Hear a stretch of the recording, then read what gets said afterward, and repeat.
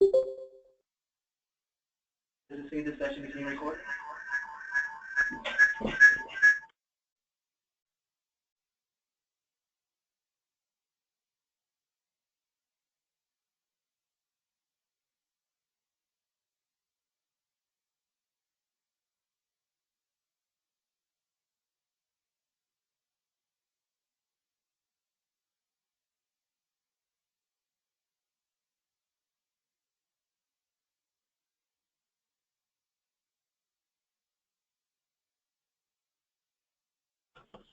Hi, we're testing the line. How's the sound quality? Jonathan, are you on? Good to go. Can you hear him okay?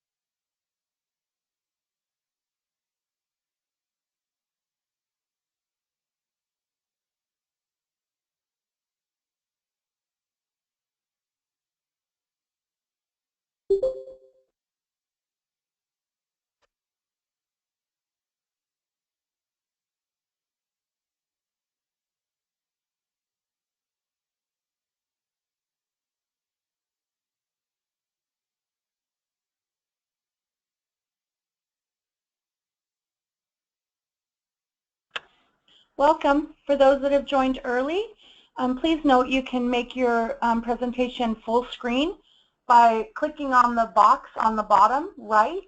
And also, if you have any questions during the session, please text them in the chat box. We'll be starting at noon. Thank you.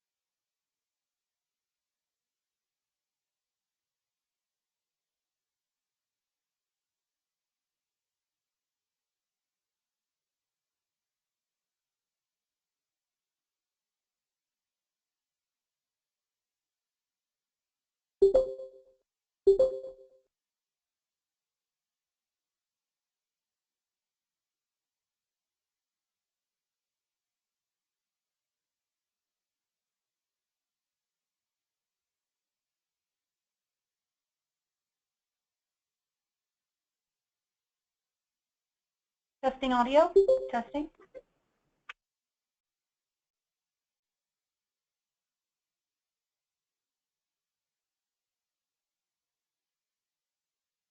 Testing audio. Testing. Testing.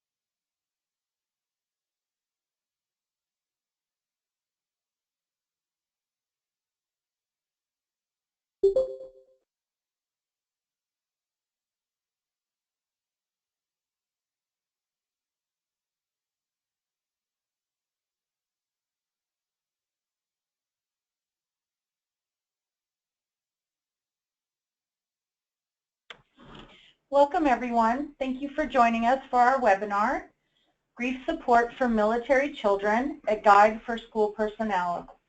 Some housekeeping items. Please keep your phone and your computer on mute during the presentation. Also, if you have any questions, you can type them in the chat box on the right. You can send it for all to see, or you can send it private and it comes straight to admin.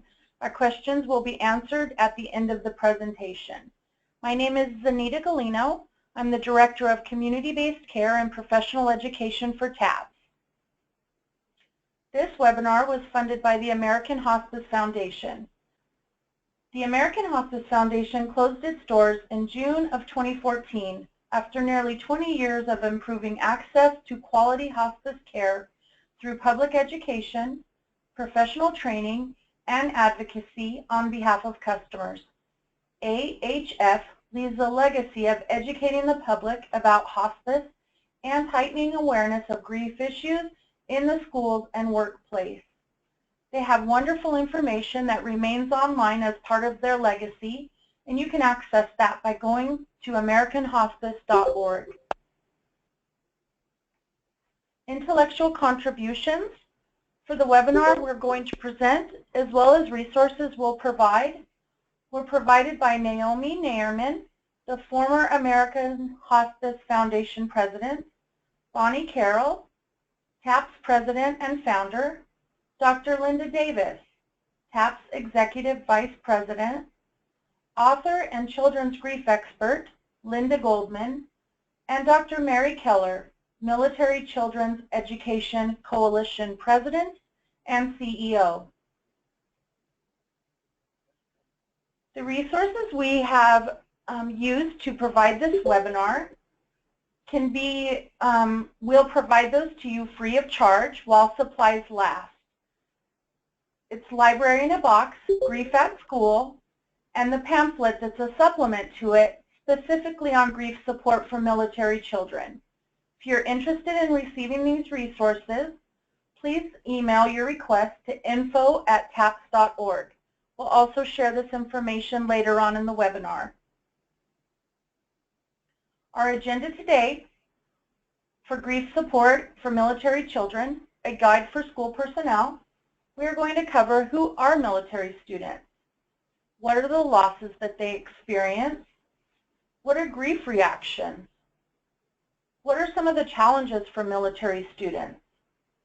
We'll look at red flag behaviors, risk factors and warning signs. We'll learn how to help military students and also what TAPS can do to help you in that effort. We'll also go over resources for school personnel and all those that work with military children. And we'll cover the questions that we have throughout the webinar. We're honored today to have our presenter, licensed professional counselor, Jonathan Kirkendall. He is a graduate of Wake Forest University and Naropa University. He is a member of the Mental Health Counselors Association. Having worked with homeless children for more than 10 years, he was appointed Senior Supervisor of the American Red Cross Emergency Family Center in Manhattan. This year marks Jonathan's 10th year with TAPS Good Grief Camps, and he now serves as Manager Youth Programs for TAPS. Thank you so much for joining us, Jonathan. We look forward to the presentation. Thanks, Anita. It's really good to be here, and welcome to all of you. Thanks for joining us. It's noon here, our time, so good afternoon to you, or good morning if you're in another time zone. So first of all, I want to begin by introducing who are the military students. So 4% of the nation's entire school-age population are military kids. 90% of these attend public schools. They change schools 6 to 9 times, from kindergarten to 12th grade. So let's pause just for a second and think about your own schooling. think about, we all have different backgrounds. Maybe you attended an elementary school, kindergarten through 6th grade, all in the same place, and then maybe you changed to a middle school, took some of your friends with you while other friends went to another school, and then at high school again you changed schools but brought your friends with you. Imagine if you changed schools, cities, countries every 2 or 3 years. I know that with my family, I began 7th grade in a new country. It was a new type of school, so I went from an elementary school where I was with the teacher all day long to 7th grade where we changed classes every 15 minutes, and it was a brand new country. And it was, I remember standing in the courtyard that first day of school wondering how I was going to make it through my day. So military kids go through this 6 to 9 times. They relocate every 1 to 4 years, so they may relocate here in the States or they may be serving overseas. Since 9/11, more than 10,000 children have experienced the death of a military loved one. And many, many more have experienced losses and traumas. So let's take a look at these losses. So many of our children experience separation from parents or maybe from siblings, older brothers, older sisters who are in the military. So the military members will go to training exercises, they may be deployed, or they'll have TDY, temporary duty yonder. There are relocations for the military kids, so they lose their old school and they have to go to a new school. They lose their old friends and have to make new friends. They lose their old homes and they get into new homes. Isolation is also involved, especially when, let's say, a military dad dies. The mom needs to relocate. She may well choose to go somewhere that's affordable, someplace where she can afford to raise her kids. And often that's far away from where they were based, right? And so they'll end up in a rural situation. And isolated, not just from the kids' friends and school, but also in general from other military families, maybe far away from other military bases. So reorientation, grieving for the old normal before physical or mental injury. Even if the child has not experienced a death, many of our service members come back from deployment with injuries, life-changing injuries. Some of them are physical, and some of them, as we know, are mental. And so the child will grieve for how the family was before the deployment, before the change that kind of rocked their world. And then, of course, death. Death due to accident, accident during training. Several of the children that we've worked with here in the Good Grief camps have had a parent die during physical training from an undiagnosed heart ailment, injury that's sustained and then proves to be life-threatening, illness, and then, of course, suicide.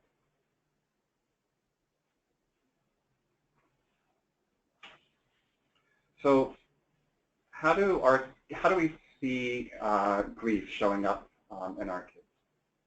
So with the young preschoolers, which here at TAPS we refer to as our littles, we see a lot of physical and emotional ailments. So obviously a 4-year-old may not have the sophistication to say, wow, I'm really mad about all these changes in my life, but they will certainly act that out. We'll see a lot of tummy aches, a lot of just that sort of downcast look and the softly mumbled words, I don't feel well. We see a lot of sadness. and our preschoolers clinging to mom when mom drops them off, being very sad at that when the mom says goodbye. For our middles, the young to middle school age children, there are also those physical ailments, but we also begin to see behavioral changes. We'll talk just a little bit, we'll touch on this briefly later, but we may begin to see bullying as they act out their anger, or on the other extreme, they also maybe fall prey to bullying if they're feeling completely helpless and overwhelmed.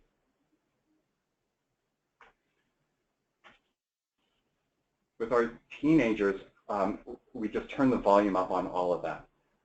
So for example, we're going to see exacerbated physical and emotional changes.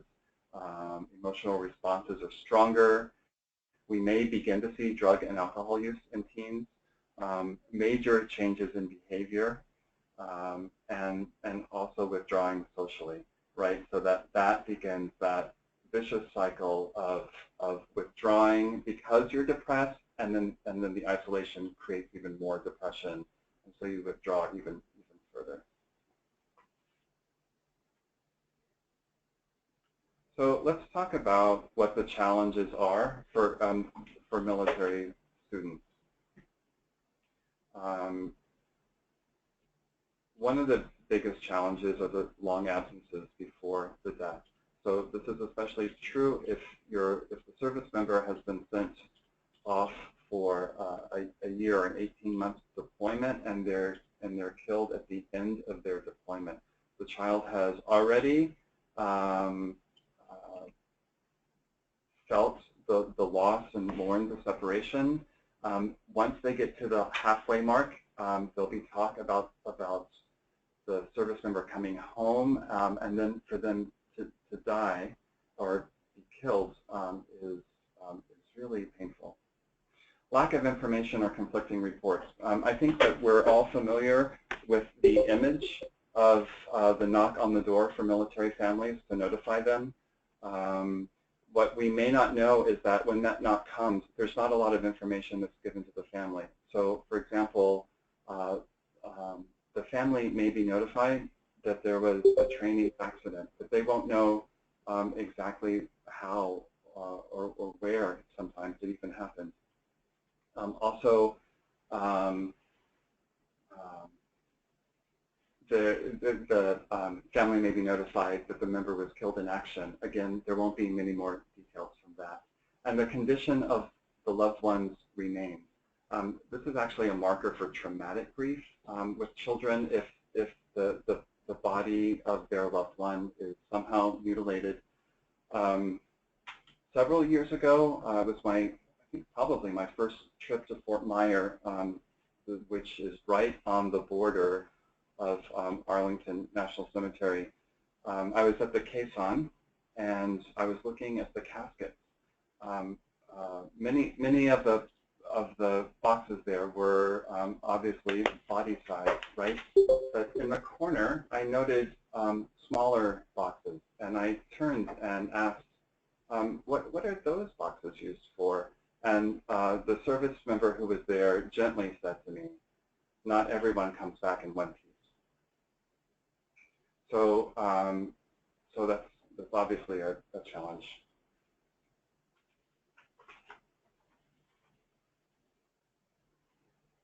So, notification procedures. Military families know the meaning of a government vehicle pulling into the driveway. If a chaplain steps out, an additional officer, they know that that can only mean one thing. Imagine what this 11-year-old went through.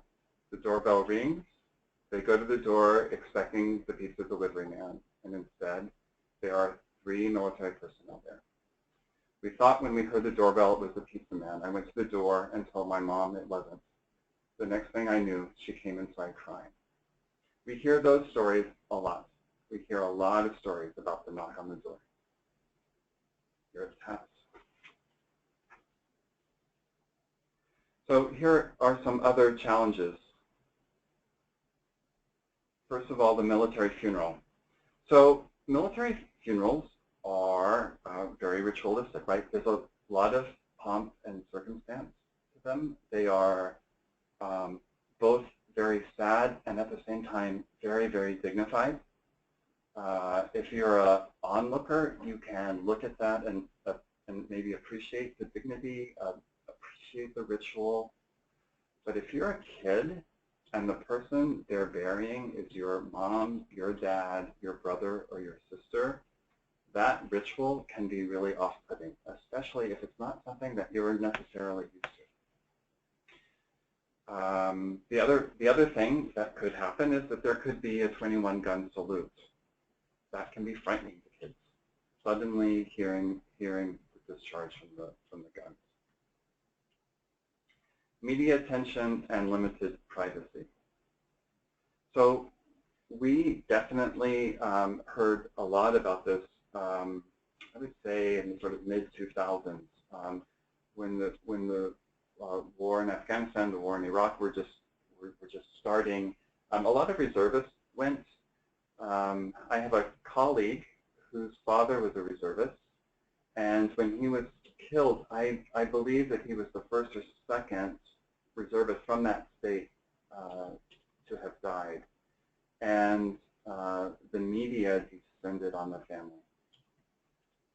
My colleague told me that her only desire was to just finish college, and it was very, very hard for her to concentrate because of the media attention.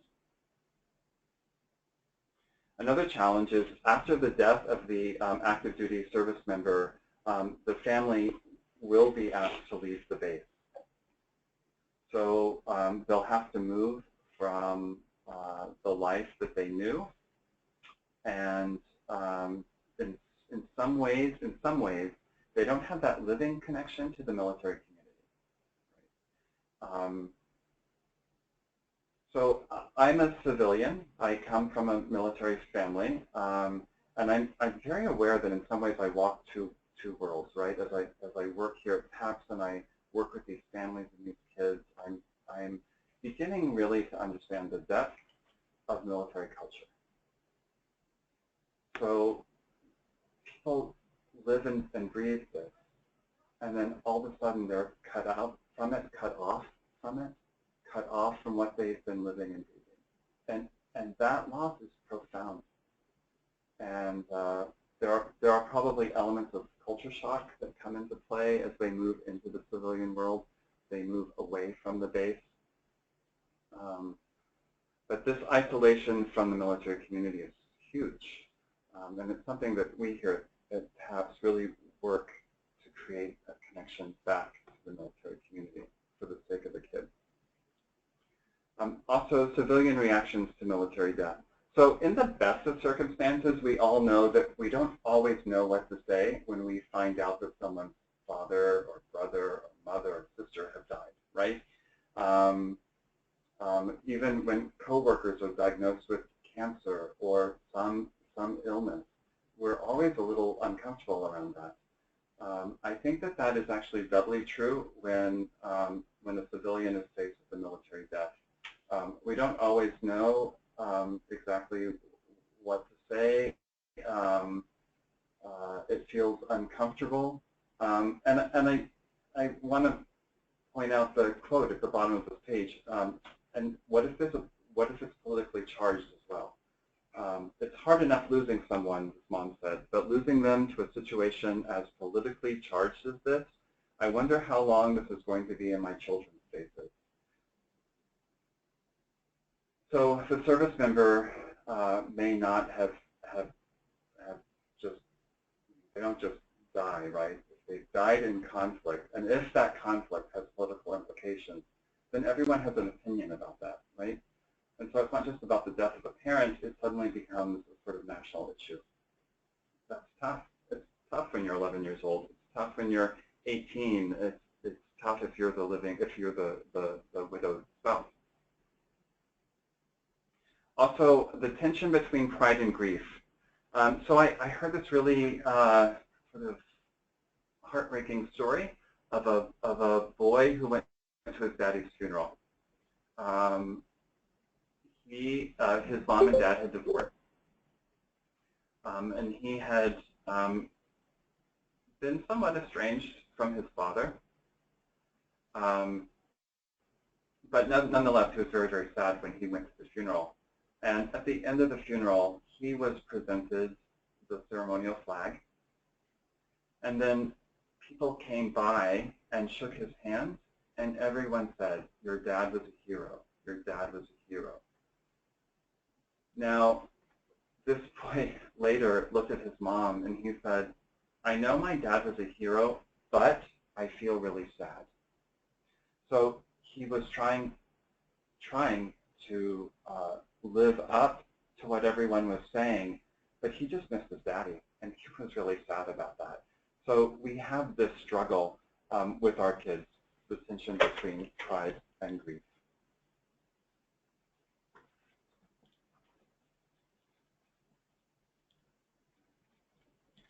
So children have a change in identity as well. Obviously, they will lose friends because they're moving. The widow may lose her job, and with the move, she also loses her friend. Even if she decides to stay near the military base, so for example, if they were stationed at Fort Bragg and she decides to relocate and move to the neighboring town of Fayetteville in North Carolina, what's going to happen is the personnel on Fort Bragg are going to continue coming and going, and she's going to be the one who stays, right? So she may be near her friends for a while, but eventually people are deployed, people are reassigned, people move. And then, of course, there's the stigma of certain types of loss. Here at TAPS, we see not just death due to illness or training accidents, but we also see suicide, and we see murder-suicide as well. So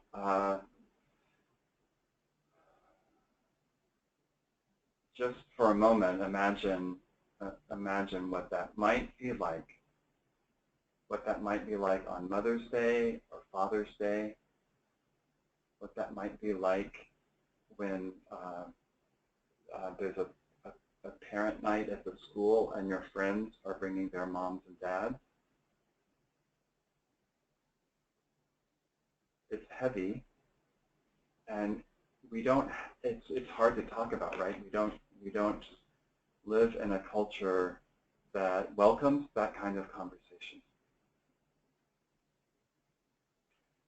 As a 12-year-old said, the bullies at my school would pick on me all the time and say, "Your dad died for no reason."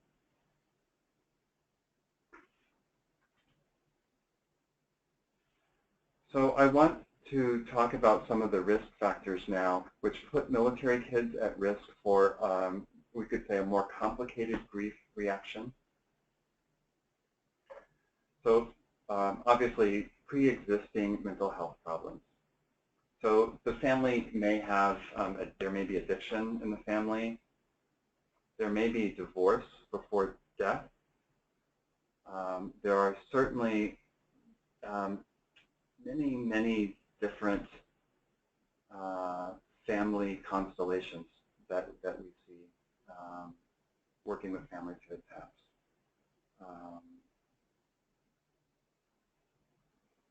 Also, parents with multiple deployments. So there are sort of two issues here. One is that the multiple deployments, especially if you're deploying when your kids are really, really young, it's going to affect the attachment, right? So the kid may grow up with an anxiety attachment style, or on the other side, they may grow up with an avoidance attachment style, sort of armored against getting close to people, especially if they're moving around a lot. And then that just complicates their grief reaction after death. The other thing, though, that is true is that multiple deployments delay the task of grief and mourning.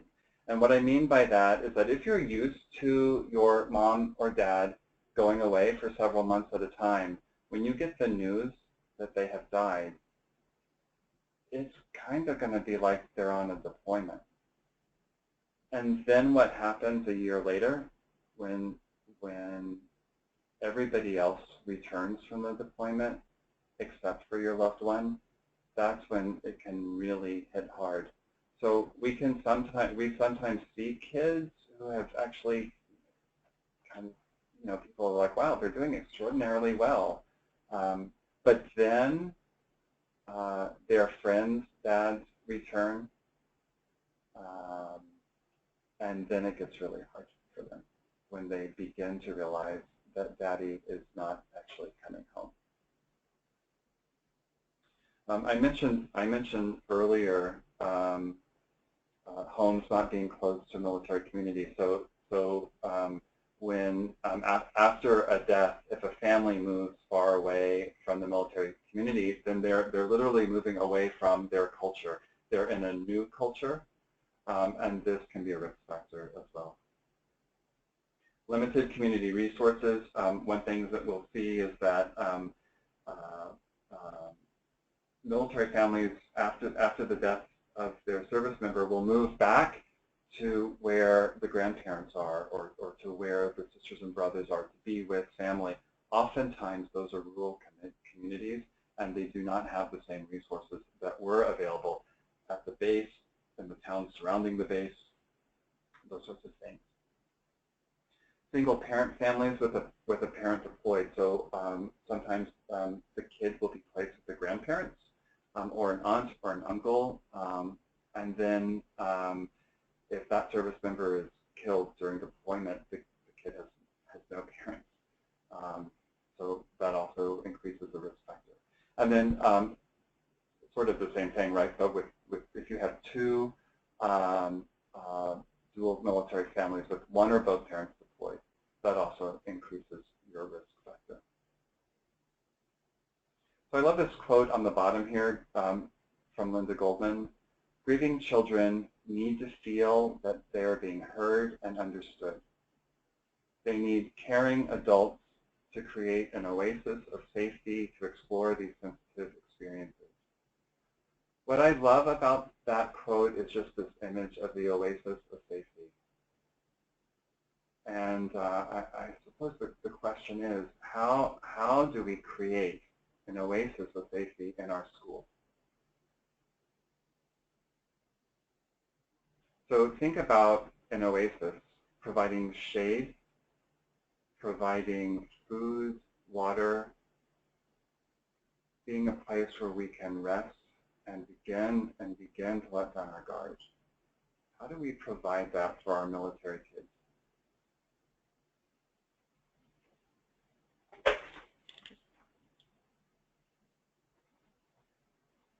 So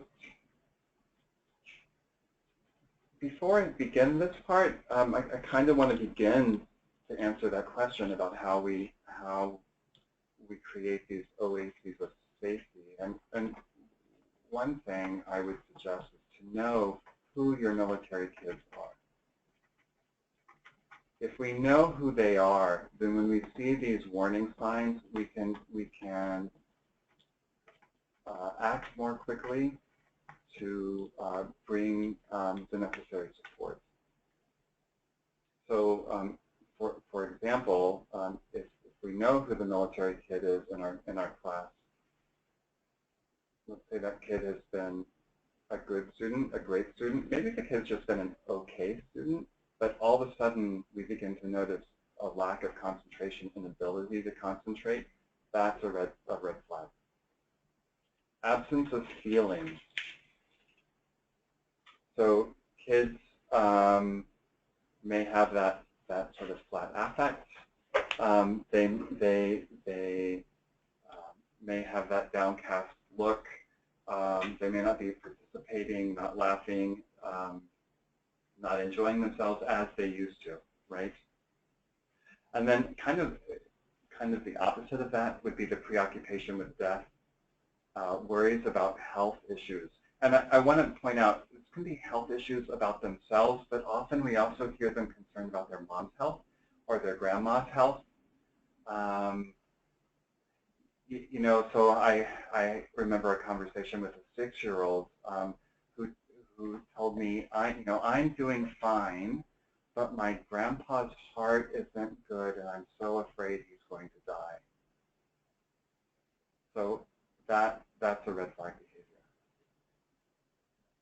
And then, as we were, I described this earlier with teens, rejecting old friends and withdrawing, and sort of beginning that cycle of isolation and depression, leading to further isolation and deeper depression.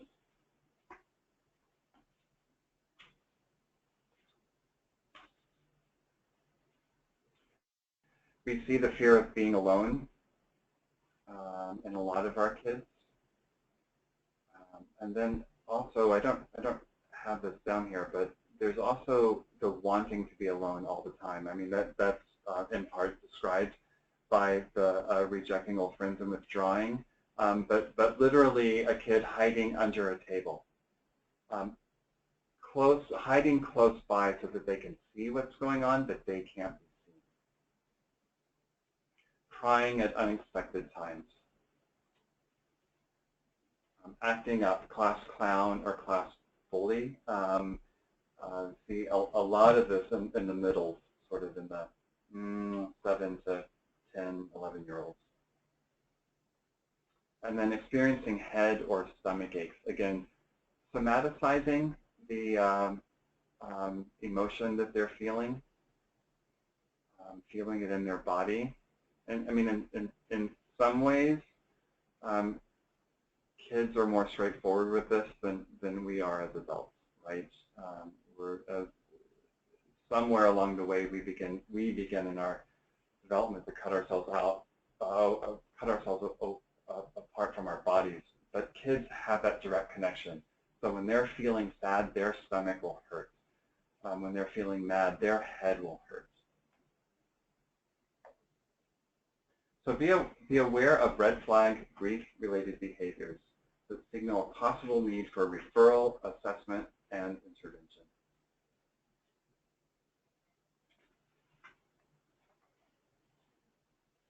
So this is how school personnel can help. Remain honest and open. What do you see? It's fine to say what you see. You can say, you sound sad to me, or you seem really angry right now. Provide safety and security. This is that oasis of safety that Linda Goldman referred to. Look and listen. Know who your military students are. Support their feelings. Don't go to problem solving first. You know, many of us in the helping field want to do just that, right? We want to help. But really, with grief, we want to, I'm trying to phrase this, there's not a lot that there's nothing we can do to make up for the loss of the loved one who's died. What we can do is accompany the child, stand by the child, support their feelings of sadness. And one thing I want to be clear, it may sound like I'm talking about a kid who's lost his parent in the past 6 months, 9 months, or a year. We see many of these same behaviors on the anniversary of the loved one's death. So 3 years down the road, 4 years down the road. Or it can also, transitions can also bring these up. So for example, a new high school student could be sad, could be feeling grief that her mother is not there to see her in high school. There's no timeline for grief. So there's no kind of fixing the sad feelings. But if we can be there to witness the sad feelings, to ask about the loved one who has died, to support those feelings, that goes a long way in supporting the child. So offer a good role model, and that speaks a little bit to what I was just saying. Accompany the child. Be a companion for the child. If you've experienced a loss, it can still stay about the kid, but let the kid know. I had an experience last year. My father had just passed away, and I was moving right into a grief camp. And so I was honest with the kids, simply saying, my dad also died. Tell me about your dad. Just to let them know that, kind of normalizing the fact that loss is a thing. It's a thing that happens to us human beings. And then help the students stay connected, especially if you see that spiral of isolation and depression. What can you do to create those connections for that military kid?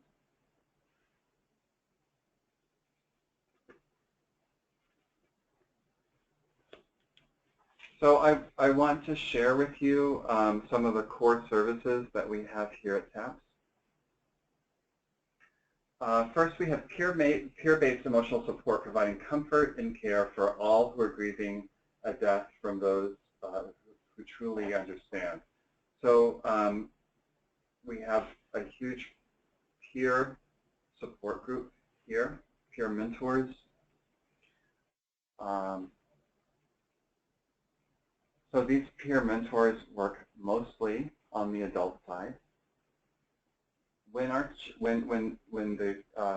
kid comes to a TAPS event, they are also given what we refer to as a military mentor, and they're paired. If we can, we will pair them one-on-one with someone who has military experience. Often it's an active duty military person. Sometimes it's a vet. Sometimes it's the wife. Or sometimes our kids, as they get older, they also become mentors for other children.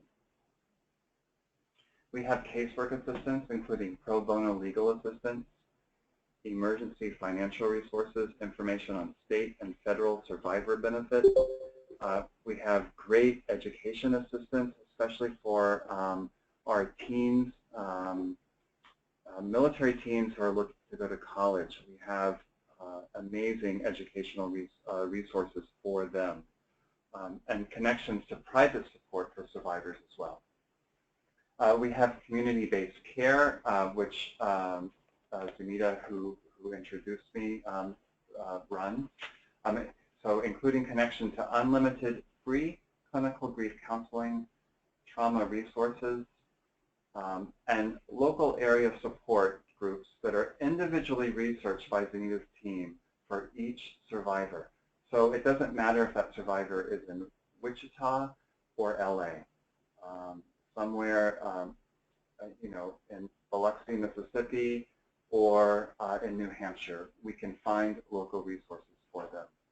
And then we have the National Military Survivor Helpline, 24 hours a day, 7 days a week, 365 days of the year. This has been operational since 1994, with providing comfort and care from peer professionals, casework follow-up, and community-based response.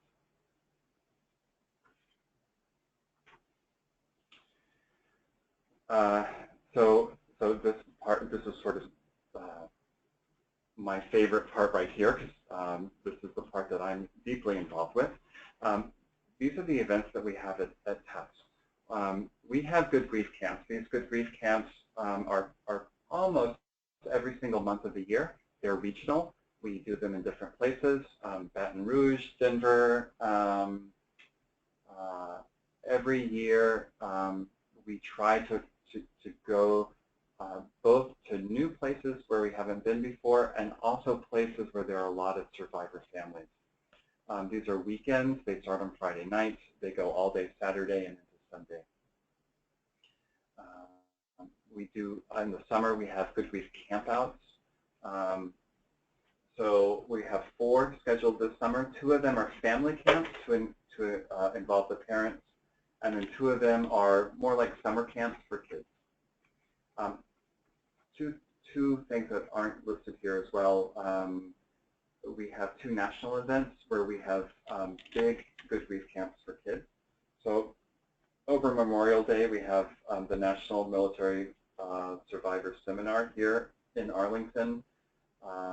Over the Memorial Day weekend, we generally have about 500 kids who come to that, as well as adults who attend the adult programming on the adult side. And then in the fall, we have the National Military Suicide Survivor Seminar. This year, that will be in Tampa, Florida. And that's probably our second, I think that's our second biggest event of the year. TAPS also has Team TAPS. This is a wonderful program to keep the kids active. We have runs and races. We have I think there's a kids run as well. We've had 4-year-olds do that kids run, and we have, as well as having our older teens participate in races. Then Teams for TAPS is another thing that we do. This helps keep the connection to a favorite team of a loved one.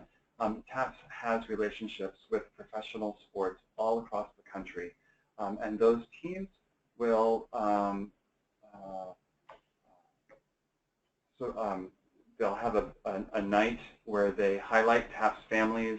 Sometimes they invite the children out on the field, and it's actually a lot of fun for the kids, and the kids love going to those. So I want to talk about these additional resources. These actually are free of charge while supplies last. The Grief at School is, Sunita referred to it as a library in a box. It is full of resources. There are CDs in there, and there's a manual. And the pamphlet, the Grief Support for Military Children, is also included in that. If you're interested in that, please just drop us an email at info@taps.org, and we will get this right out to you. So the one thing I also wanted to say is that we actually developed this in cooperation with the American Hospice Foundation. So thanks very, very much to them for providing us with the resources to do this. So obviously they're one of the additional resources there. I want to talk just about a few of these. If you're interested in these, please copy them down. Obviously they all have useful information. Children's Grief Net, Linda Goldman's website at childrensgrief.net. There's a great, that's a great resource for children and adult support groups. The Department of Defense Education Activities there, the DODEA.edu, they actually have a whole section on bullying prevention. And they also have links for crisis intervention. And then the Dougie Center for Grieving Children, there's a great breakdown there of grief reactions for kids and teens. And a really lovely article entitled When Death Impacts Your School.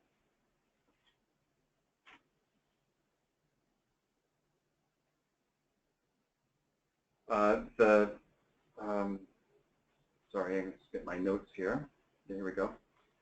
The Military Child Education Coalition at militarychild.org, they have an entire library online for professionals and a lot of great articles on military children.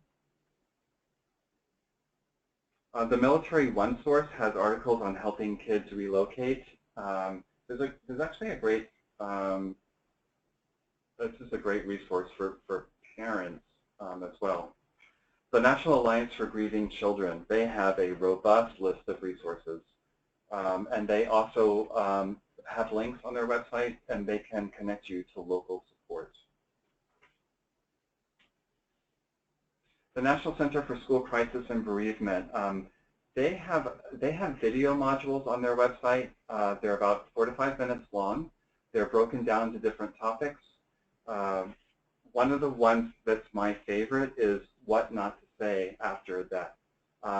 It's actually pretty awesome, and it's all about creating that oasis of safety for students. Yeah. The National Child Traumatic Stress Network, nctsn.org. So they have, if you go to their website, they have a tab that's entitled Trauma Types. Under that, there's a whole section on traumatic grief.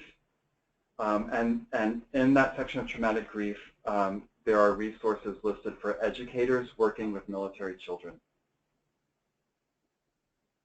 And then one of my favorites is the Sesame Workshop, When Families Grieve. It's a fun website to explore. Sesame Street has actually done great evidence-based work in helping children cope with traumatic loss. So this includes death, but they've had great success in working with families of amputees or soldiers who were scarred, injured during their deployment, and they are coming back changed. So helping kids navigate their feelings around having a wheelchair in the house and things like that. So very helpful. And then 0to3.org, all about toddlers. They have some really interesting articles on development and other mental health issues. So, Zinita, are there questions? There are. So thank you so much, Jonathan, for providing this wonderful information. And again, many thanks to the American Hospice Foundation, Naomi Nayerman, and their legacy of education and being there for clients. We do want to let you know that if you're interested in additional information about TAPS and the services we provide, you can sign up for our webinars and be a part of our TAPS professional education list by signing up on our website at taps.org. There's a professionals tab across the top. Click on that and you'll be prompted to fill in your information. And when we have webinars such as this, you'll get an email invitation. And if you're working with a child that you feel could benefit from grief support, please contact us on our 24-hour National Military Helpline. That phone number is 202-588-8277. And as we discussed, if you would like to receive your own copy of the Grief at School, the library in a box, as well as the pamphlet specifically on military grief and children in schools, please do send us an email to info@taps.org. info@taps.org. We've already gotten several emails come through during the webinar, and know that that is completely free of charge and part of the legacy of education and providing support that was left by American Hospice Foundation. We cover the shipping, the handling, and all of that. We just want to make sure that we follow their legacy of education and support and provide that to you.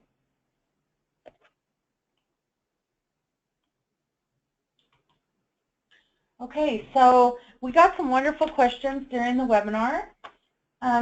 Someone's also asking what's the email that you send the booklet and brochure request to. That is info@taps.org, and we'll get that right out to you.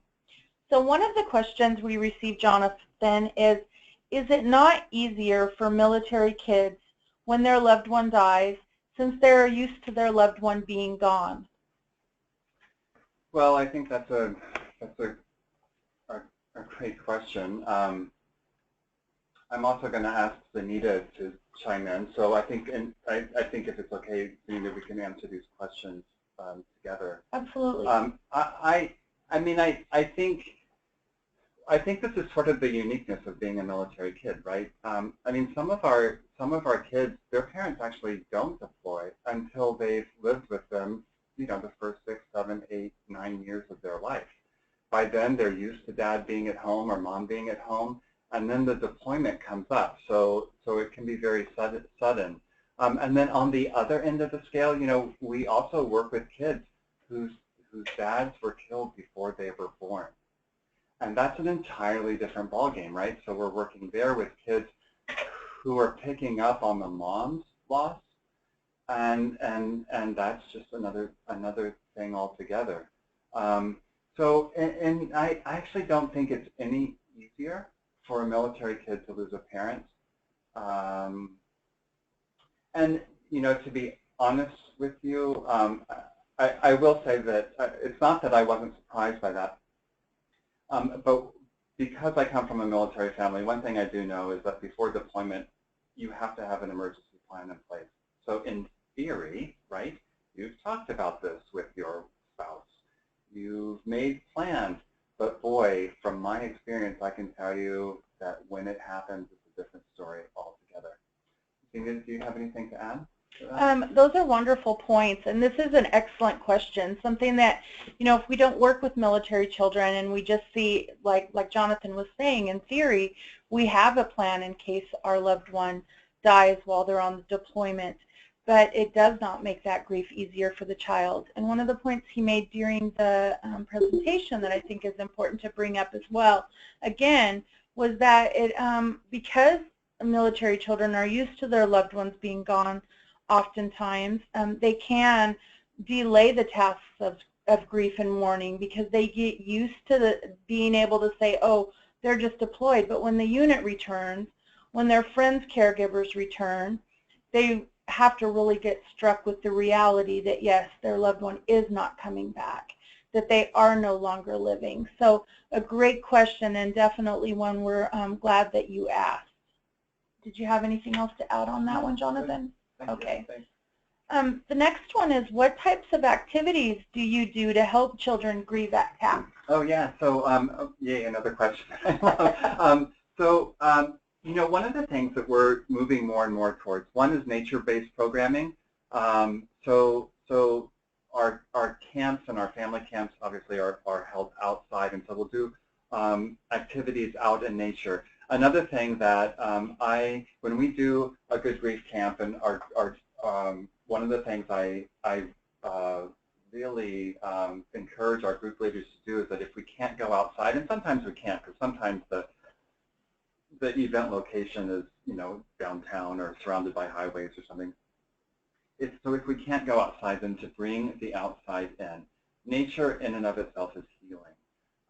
So having the kids, our kids involved in some sort of nature work is important. The other thing is that I really love expressive therapies. At our national event, we have dance therapists coming. We have yoga instructors coming. We also, for the most part, and obviously this is going to differ, right, between 6-year-olds and 10-year-olds and 18-year-olds. But in general, what we do is we will do grief work, and then we will have fun. And then we will tap back into this grief work, and then we will go have fun. So we're not spending days and days talking about loss and grieving. Instead, we are perhaps asking the kids to draw a before and after picture. So what was it like before the death, and what's the family structure like now? And then after that, we will go play Frisbee. So we work hard not to make this an overwhelming emotional experience for the kids. Oh, that's wonderful. I try to regulate the emotions. Mm-hmm. Thank you so much. I think it's important to also point out some of the amazing examples that were provided during the presentation had to do with a child that lost a mom or a dad. But please note that TAPS is here for all those grieving the loss of a military loved one. So like Jonathan shared in the last question, we work with children who maybe weren't even born at the time that their parent was killed, that their father was killed. But also, if they're grieving the death of an uncle, a grandparent, or in a household that's grieving, if that family feels the child needs support, TAPS is here to give them that military connection, to give them connection to a mentor in the form of a TAPS Good Grief Camp mentor. And we help them do that tough but also fun work and an opportunity for them to connect with their peers. And we did have one person that participated in our presentation. She noted that when a military loved one is deployed, there's always hope that they'll return. And if that loved one is killed, it kills that hope as well. So right. that's something to note. Yeah, and that's what I was referring to, like midway through the deployment, the family begins to count down days until that loved one returns, and if they don't return, that hope is killed. That's exactly right. Mm-hmm. So another question we got is, what do you recommend we do to get the kids we work with connected to TAPS? I would just call that number, right? Call the helpline, and then the helpline, our helpline is connected to all the services that we provide. We will be notified from that helpline. Oftentimes, I get an email that says, please call so-and-so. They have some concerns about a military kid. We've had teachers call. I've returned phone calls from teachers. One thing I want to say about the youth programs team is that we actually have a social worker on our team who has experience working in high schools and schools, and we actually get one of the phone calls that we often get are from parents where the situation is the child is grieving and acting out, and the school wants to take punitive measures for the behavior but not address the emotional issues that are going on. And so we have someone on our team that can help the parent negotiate and talk to the principal, talk to the counselor, and get the services that that child needs in that school. So call our helpline. Another question we got is, isn't focusing on the death of a loved one just going to bring up hard feelings for the kid that we're working with? Yes. Yes, indeed. And those hard feelings are sadness and anger and yes, those feelings are going to come up. But let me tell you what, that kid will live a fuller life if they can learn to approach these hard feelings with some sense of kindness towards themselves. If they have experienced this oasis of safety and they know that it's okay to have these feelings, as a mental health professional, I can tell you that they will live a healthier, saner life than if they have been taught to push these feelings down, to ignore these feelings, and to close parts of themselves off for the rest of their life. Well, that's wonderful and very insightful, Jonathan.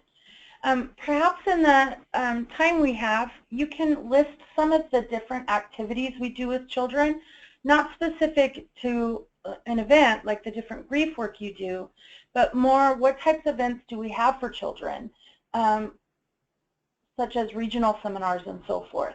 Yeah, I love our regional seminars. They are smaller than our national events. Oftentimes our groups are maybe 9 kids, maybe 15. 15 is kind of a large group on our regional events. So we break them up into, as we said on the webinar, we break them into littles, middles, and bigs. So we have the 4 to 6-year-old. It kind of depends, like who registers, right? But we could say 4 to 6, 7 to 12, and then teens. And they get a lot of good attention. There's always a group leader and a co-group leader. So, and then there are mentors. So at those events, we do grief work. We read books together. Hopefully, there's a park out nearby, so we can go for walks. Danita, was there more? Those regional events are really where the kids can get some good one-on-one attention. Yeah, no, I think that's good. I think it gives people an understanding of what it is that we do. So if they're working with a student that they may have concerns about, or any child you may be working with who's grieving the loss of a military loved one, please do know that TAPS will take great care of that kiddo and really support that child and support the parent as well. Really help them integrate that loss into their life. In addition to the regional seminars that we have all over the nation, we also have 2 national events. One happens over Memorial Day here in Arlington, Virginia. We have over 2,000 surviving family members that come into DC for about 3 days of brief activities, connecting with their peers, and it's a wonderful opportunity for our families to come together and really share that journey. But we also have in the fall a National Military Suicide Survivor Seminar, and that is specifically for those grieving the loss of someone that has died by suicide in their family. So that is another opportunity for our families to get together, do the same hard work of mourning, but also connect with their peers and find that they can laugh again. Connect with other kiddos that really get what they're going through, and someone that they can talk about their loved one and their loved one's legacy, and be that living legacy for the person that has died. In addition to that, we have retreats, we have expeditions, and an online community. We have our 24-hour military helpline that we discussed. So please know you can count on us to partner with you, to serve the children that you work with. TAPS is here and honored to support. And what we do provide comes at no cost to the survivor and also no cost to the taxpayer. We're completely privately funded. So know that we're here to help, and we're honored to do so. Go ahead. Can I just add Yes. that, especially from the kids' point of view, is that this is often a lifelong journey, right? Mm-hmm. So I've been with TAPS for 10 years, and it is just so gratifying for me to see kids who have been coming for 10 years, and now they are giving back. And we have a program we call our Purple Shirt program. It's a little bit of an in-house joke, but we have our mentors wear T-shirts, and our kids wear red T-shirts, and then when our kids decide to become mentors, they actually wear purple T-shirts so that they can identify as mentors who have been in the position of the kids. And it's just great to see how they have been able to use TAPS over the years. Mm-hmm. All right. Well, we want to thank you again, and thank you for the generous funding from American Hospice Foundation. It's been an honor to present this information to you. Remember, TAPS is here. You can call us 24 hours a day, 7 days a week, 365 days a year, and you'll get a person to answer, and we'll be able to support you and the families that you work with. Thank you again, Jonathan Kirkendall, for taking time, and all of those that joined us today. And have a wonderful afternoon, and please do sign up online to be invited to future webinars. Thank you. Thank you.